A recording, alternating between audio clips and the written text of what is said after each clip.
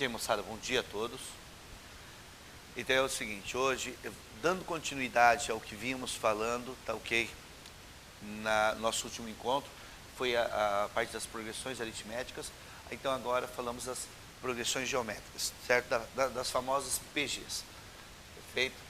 Já comentei com vocês que existem progressões que não são nem PAs nem PGs. Estamos estudando aqui as sequências que são PAs e PGs.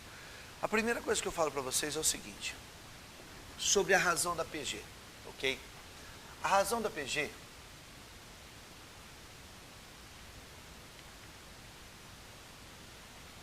que geralmente usamos essa letra Q, né, para símbolo aqui, diferente da PA, que quando a razão é positiva, a PA é crescente, a razão é negativa, a PA é decrescente, certo? E a razão de uma PA era a subtração de qualquer termo pelo termo anterior. Na PG você tem que a razão é uma divisão. A razão da PG é a divisão de qualquer termo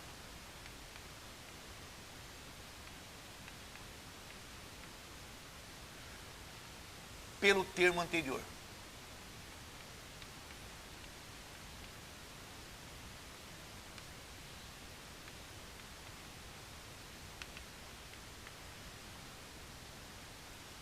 Beleza? A divisão de qualquer termo pelo termo anterior. Então, é isso que vai te dar a razão da PG. Divisão de qualquer termo pelo termo anterior. Gente, é o seguinte, para você definir se uma PG é crescente ou decrescente, eu não vou colocar aqui no quadro não. Por quê? Porque vai depender de um termo, do primeiro termo geralmente que a gente fala, e da razão da PG. Então, se depende dessas duas situações, beleza, você vai ter que fazer uma análise. O conselho que eu dou para vocês é o seguinte, porque ó, você pode ter o primeiro termo positivo e a razão maior que 1, você pode ter o primeiro termo positivo e a razão entre 0 e 1, certo? Então são várias situações que nós temos. Conselho que eu faço, que eu passo a vocês. Encontre os 3 primeiros termos, ou 3 termos da PG em sequência. A partir do momento que você encontrar 3 termos em sequência, você vai visualizar se essa PG é crescente, é decrescente, certo? No entanto, existem alguns casos que nós podemos já observar. Se essa razão for negativa, beleza? Nós temos, irmãos, razão negativa menor que 0. Nós temos uma PG alternante. Alternante ou oscilante, tá ok? Ela seria, por exemplo, assim, ó. Se você tivesse um primeiro termo 2 e a razão menos 3, ó, 2 menos 6 vezes menos 3 dá mais 18, 18 vezes menos 3 dá menos 54, certo? E assim por diante. Você vai perceber que aqui eu tenho um positivo, negativo, por isso que o nome é alternante. Você percebe que a razão dessa PG, ela é negativa, é igual a menos 3 no caso, certo? Então, razão negativa, essa PG é alternante ou oscilante. Outro caso importante é quando essa razão for igual a 1, certo? Quando essa razão for igual a 1, nós falamos que nós temos uma PG constante.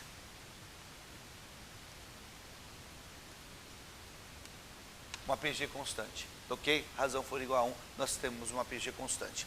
Seguinte, moçada, já foi falado para vocês que toda PG constante de razão 1 é ao mesmo tempo uma PA constante de razão 0. Percebam o seguinte, se você dividir qualquer termo pelo termo anterior, aqui dá 1. A divisão de qualquer termo pelo termo anterior dá 1, certo? Se você considerar que uma PA, vai ser a subtração de qualquer termo pelo termo anterior, sempre o mesmo valor, que dá 0. Então, toda PG constante de razão 1 é, ao mesmo tempo, uma PA constante de razão 0, certo? Toda PG constante de razão 1 é, ao mesmo tempo, uma PA constante de razão 0. Por isso que, em alguns momentos, vocês estão respondendo uma questão de vestibular e o cara coloca a seguinte afirmativa: existem PAs que são PGs? Sim, ok? Sim, existem PAs que são PGs, tá? Toda PA constante de razão 1 é, ao mesmo tempo, uma PG constante de razão 1. Fiquem atentos em 2 casos, tá? Olha.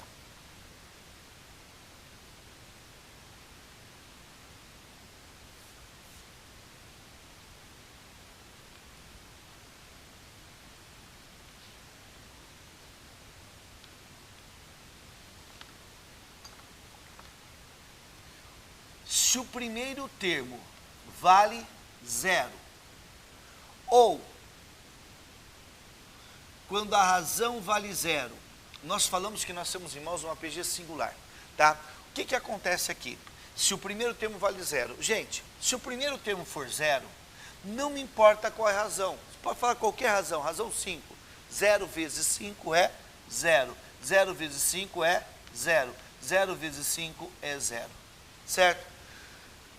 Essa sequência aqui, ela tem um probleminha. Se você quiser usar essa ideia para obter a razão, você não vai obter. Porque você não pode fazer a divisão de qualquer termo pelo termo anterior aqui, porque você não pode dividir por 0. Beleza?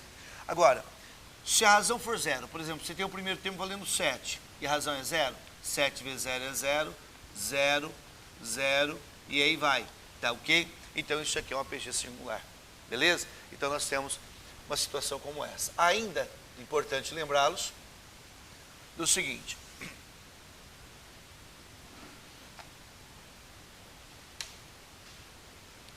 Se eu for falar para vocês do termo geral de uma PG,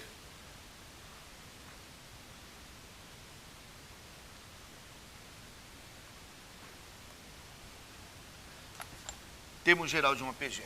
Por exemplo, ó, eu posso falar que o segundo termo de uma PG é o primeiro termo multiplicado pela razão, certo? O segundo termo é o primeiro termo multiplicado pela razão. Do tipo, esse termo é esse 2 multiplicado por menos 3, dá menos 6, certo? Agora, o terceiro termo é igual ao primeiro termo multiplicado pela razão, multiplicado pela razão. Isso conclui que o terceiro termo é o primeiro termo vezes a razão ao quadrado, certo? Posso falar que o quarto termo é o primeiro termo vezes a razão que dá o segundo termo. Se eu multiplicar pela razão, eu chego no terceiro termo. Se eu multiplicar pela razão, eu chego no quarto termo. Então eu tenho que o quarto termo é igual ao primeiro termo vezes a razão elevado ao cubo. Razão vezes razão vezes razão. Então, de forma genérica, nós podemos chegar à conclusão que qualquer termo seria o primeiro termo vezes a razão elevada a número de termos menos 1. O quarto, a 4 e a 1, faz assim, ó, 4 menos 1 dá 3, certo? Então, isso aqui é o termo geral de uma PG. Qualquer termo é o primeiro termo vezes a razão elevada ao número de termos menos 1, certo? Isso é, você consegue obter qualquer termo dessa PG. Daqui nós conseguimos também observar uma situação. Eu posso falar, por exemplo, que o 20º termo é igual ao 12º termo vezes a razão elevada a 20 menos 12, 8. Dá para você pensar dessa forma também, correto? Então, dependendo da situação, dependendo da questão que você tiver em mãos, você pode pensar aqui, dessa forma. Como na PA, eu também já falei para vocês de algumas notações importantes. Uma notação importante aqui, quando falamos de PG, é quando você tiver 3 termos formando uma PG, tá? Então, se tiver, irmãos, 3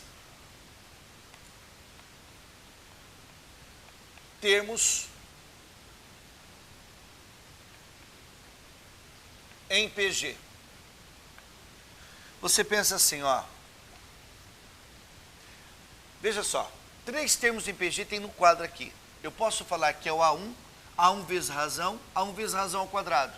Tá ok? O primeiro termo A1. O segundo termo A1 vezes a razão. O terceiro termo A1 vezes a razão ao quadrado. Perfeito? Então é uma maneira de pensar. Só que não abandone essa maneira aqui. Eu posso falar que 3 termos em PG é o termo central, o termo central dividido pela razão e o termo central multiplicado pela razão, certo? Então, quando você estiver falando de 3 termos em PA, é essa a ideia aqui, ó, tá? Também, gente, importante, que aparece aí, se falar, por exemplo, de 5 termos em PA, em PG, se falar de 5 termos em PG, é o termo central dividido pela razão, o termo central multiplicado pela razão.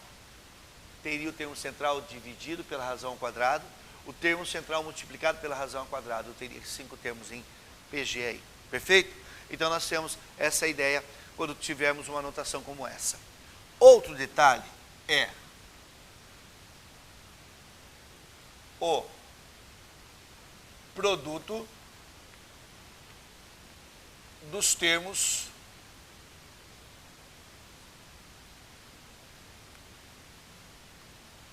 equidistantes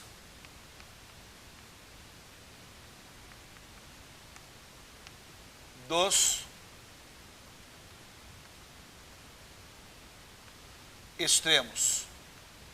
Produto dos termos equidistantes dos extremos. Quando falamos com vocês com relação ao APA, a soma dos termos equidistantes dos extremos era sempre a mesma. Numa APG, é o produto dos termos equidistantes dos extremos que vai ser sempre o mesmo. Por exemplo, se eu colocar uma APG assim, ó, um primeiro termo vale 1 e a razão vale 3. É 1, 3, 9, 27, 54. Opa, 27 vezes 3 dá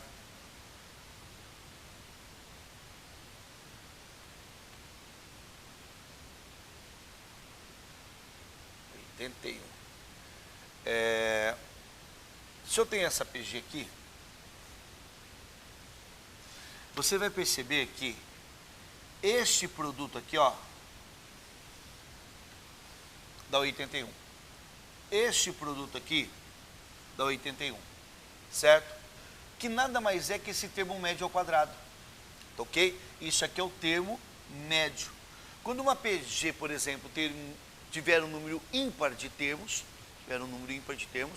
você tem o termo médio, perfeito? E você já consegue tirar comigo que o termo médio ao quadrado é o A1 vezes o AN. E eu tenho então que esse produto dos termos que se equidistam dos extremos, eu vou chamar de A1 vezes AN aqui, ó. Tá ok? Ó, esse termo médio ao quadrado, que é o 9 ao quadrado, é igual a 1 vezes 81, ou é 3 vezes 27, correto? Tá? Então essa ideia nós já tiramos aqui com relação ao que vem a ser um termo médio também. Correto, gente? Dessa aula, essa é a teoria. Nós temos já, na sequência, para falar da soma dos termos de uma PG. Mas veja só, ó. Na página 106, nós temos o exercício 1, em que ele fala assim, ó. O oitavo termo da PG, e ele coloca aqui a PG, 3, 6, 12,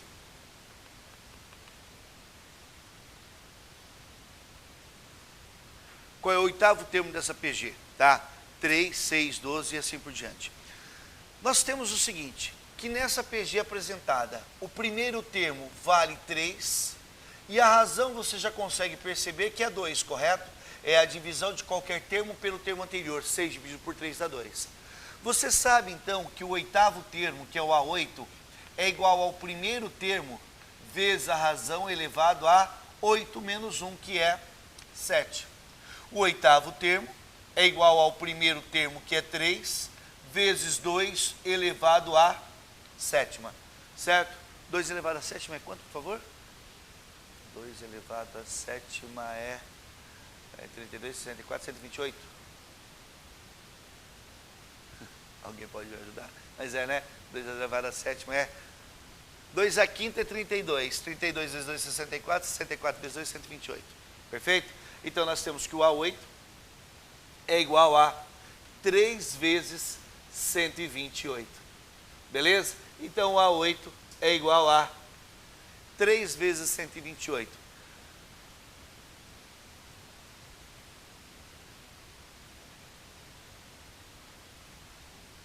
Três vezes 8, 24, 3 vezes 2, 6, 2, 8, 3 vezes 1, 3, 384, correto? Então, nós temos aqui a alternativa C como correta nessa primeira questão aqui, ó. Simples, colocou então uma sequência que você percebe que é uma PG, veja só, atenção agora. Quando ele falou aqui no enunciado, tá, que queria o oitavo termo da PG, afirmou que isso é uma PG.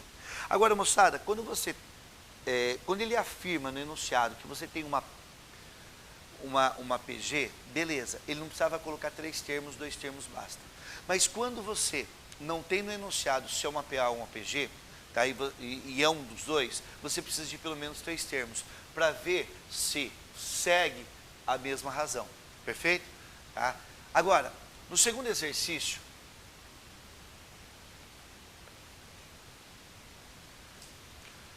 qual é a razão da PG em que o A1 vale 1/4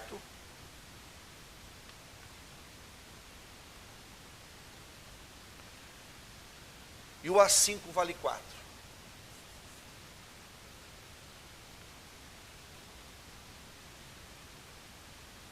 Ele quer saber qual é a razão dessa PG. O A1 vale 1/4 e o A5 vale 4. Nós podemos falar que o A5 é igual a 1 vezes Q elevado a quarta. O A5 que vale 4 é o A1 que vale 1/4 vezes Q elevado a 5 menos 1, que é 4. Esse 4 que está aqui embaixo, ele passaria dividindo, eu teria que 16 é igual a Q elevado a quarta. Quer ver uma coisa? O 16 é 2 ao quadrado. 16 é 2 elevado a quarta, certo? Beleza? Isso é igual a Q elevado a quarta. Moçada, isso é o maior perigo aqui. Na minha opinião, tá? Aquela pessoa que estuda, porque eu não posso aqui conversar com aquela pessoa que não estudou, que não está preparada. Aquela pessoa que estudou, onde ela pode, né, encontrar uma armadilha aqui quando falamos de PG? Aqui. Tá? Aqui é uma situação que as pessoas esquecem muito, sabe por quê? Vem aquela ideia, o cara põe que 2/4 igual a Q a quarta, ele corta o 4 com 4, conclui que o Q vale 2. Perdeu a questão. Perfeito? Perdeu a questão, você nunca viu fazer isso. Tem hora que o cara fala, não, mas já vi fazer, nunca viu, não pode fazer. Tá? Então, gente, nós não podemos nos esquecer assim, ó, que todas as vezes que você tiver com potência par, tem que passar para o outro lado igual a mais ou menos raiz quarta, no caso de 2/4.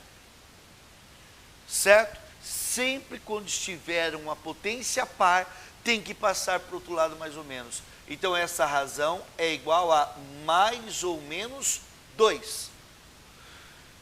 Se você tiver alguma informação no enunciado dessa questão, que essa PG é alternante, seria menos 2, certo? Pelo contrário, vocês não têm informação nenhuma nessa questão. Então, as duas respostas são válidas, menos 2 e mais 2, certo? Beleza? E aí você observa que a alternativa correta aqui é a letra D, mais ou menos 2. Tudo bem? Então, ponha isso na cabeça, cuidado para não errar isso, tá? Quando você tem, passa mais ou menos aí.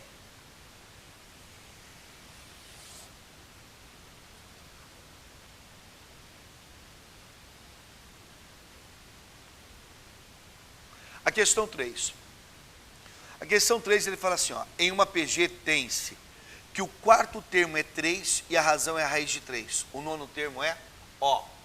O quarto termo vale 3 e a razão vale raiz quadrada de 3. Eu quero saber qual é o nono termo dessa PG. Gente, olha o seguinte, ó, para saber o nono termo, eu já escrevi aqui uma situação parecida. Quando eu quero saber o 20º termo, eu posso falar que é igual ao 12º termo, vezes a razão elevada à diferença. 20 menos 12 é 8. Você tem que ver o que você tem em mãos. Você tem o quarto termo, que é o nono termo. Eu posso falar que o nono termo, o A9, é igual ao A4, vezes Q elevado à quinta. 9 menos 4. Leio novamente ali, ó. Ele pode falar que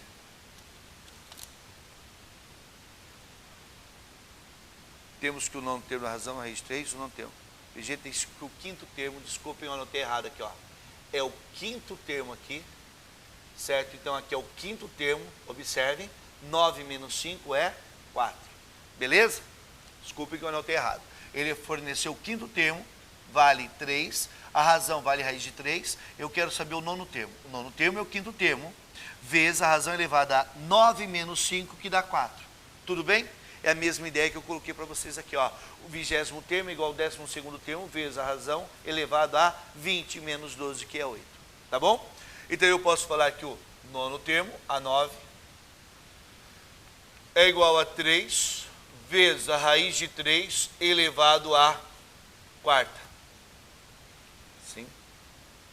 O A9 é igual a 3 vezes. Moçada, quando você eleva uma raiz, você eleva quem está dentro. E 3 elevado à quarta é 81. Beleza? Ah, Barreto, eu vou cortar. Tudo bem, mas eleva quem está dentro. É isso que deve ser feito. E a raiz quadrada de 81, cuidado, a raiz quadrada de 81 é 9. Não é mais ou menos 9. Mais ou menos quando está a quarta, passa para o outro lado a raiz, quarta, aí.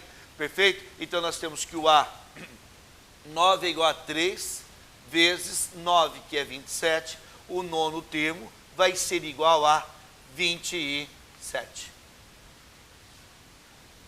Beleza? O nono termo igual a 27. A alternativa B é a correta aí. Deixa eu ver se cabe aqui, ó. A questão 4. A questão 4, gente, fala assim: determine x de modo que 2 elevado a x, 2 elevado a x mais 2, e 2 elevado a 2x mais 1, 2 elevado a 2x mais 1, constituam nesta ordem uma PG, perfeito? Então, nessa ordem deve ser uma PG. Preste atenção, se eu tenho 3 termos em PG, como aquela situação ali, nós temos uma ideia como essa, mas também podemos usar a ideia do termo médio. Você tem que o termo médio ao quadrado é o produto dos extremos, correto isso? Tá? O termo médio ao quadrado é igual ao produto dos extremos aí. Então, nós teremos que a seguinte ideia. Esse cara aqui é o termo médio. Então eu posso falar que esse termo médio, que é 2 elevado a x mais 2, isso tudo ao quadrado, é igual a 2 elevado a x vezes 2 elevado a 2x mais 1. Perfeito isso? Tá ok? Só conferir os valores, 2 elevado a x, 2 elevado a x mais 2, 2 elevado a 2x mais 1. Tudo bem? Então eu posso fazer o seguinte, ó, que aqui é 2 elevado a 2x mais 4. Isso aqui é igual a 2, atenção, aqui eu fiz a distributiva na multiplicação, certo? E aqui eu conservo a base e somo os expoentes. Vai dar o quê? 3x mais 1. Perfeito? Conservei a base e somei os expoentes. A partir desse momento você percebe comigo que a partir do momento que eu deixei mesmo a base, eu igualo os expoentes, certo? Vou igualar os expoentes aqui, ó. Então eu tenho que 2x mais 4 é igual a 3x mais 1. Então eu chego à conclusão de que x vai ser igual a 3. Beleza? X igual a 3 é que ele pediu. Tudo bem?